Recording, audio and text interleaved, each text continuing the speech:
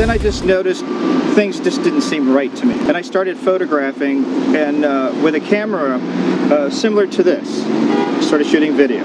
Basically, a police officer came up to me, and I said, "My name is Mannie Garcia, I'm with the press." I heard, "That's it." Next thing I know, there I go, being grabbed. I was grabbed by the throat, dragged across the street where I stumbled, injured my knee.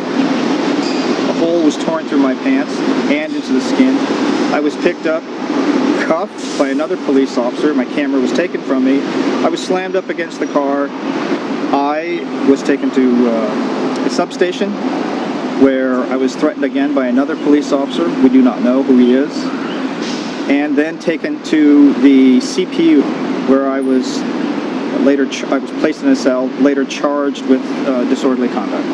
Part of the irony here, and part of the problem, is that Montgomery County does have a policy for police-community relations, and that policy says that members of the press are to be treated as invited guests when they come to document crime scenes.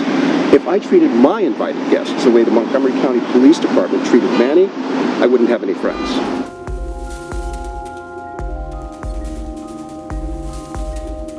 It's undisputed that at the time of the arrest, the camera was turned on and operating, and the officer turned it off. And when the camera was given back after he was released from lockup, the memory card was no longer in the camera.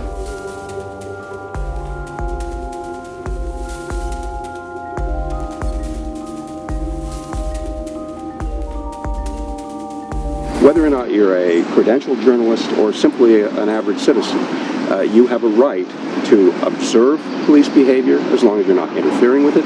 You have the right to document that behavior. We see this time and time again in incidents across the country. And we also see from those incidents how important it is that we have people who can be observers as to how police conduct their business, which is what Mannie was doing.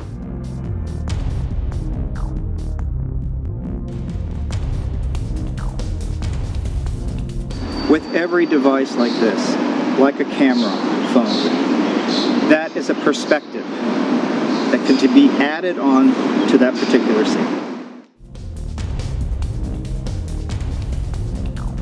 Unfortunately, I'm not able to talk about the details of this case because of the ongoing litigation. I do want to say that prior to this case and continuing with Montgomery County Police, our policy is that, of course, officers can be videotaped or photographed while going about their duties.